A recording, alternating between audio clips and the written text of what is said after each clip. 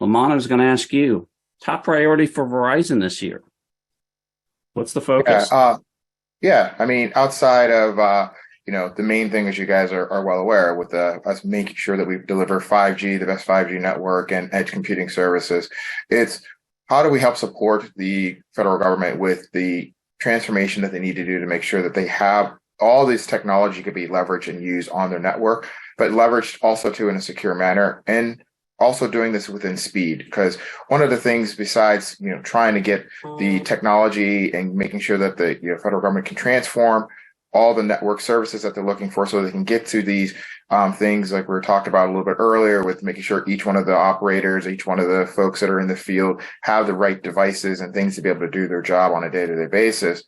We got to do this in a secure manner. We got to make sure that we're providing this with all the right security things in place, make sure that we have all the right things done to ensure that the data itself is protected. But we also got to do that with speed.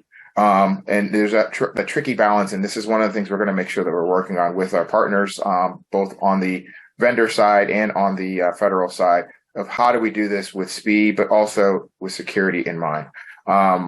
Technology moves at a rapid pace, as you all know. I mean, we've been working through 5G for a few years now, and now we're starting to look. I mean, you hear things about 6G, you hear things about all the things that you're doing with AR, VR, what we can do with the smart bases, and we're trying to realize all these things at the same time, and we want to make sure that we get all this technology out to our operators and users as quickly as we possibly can.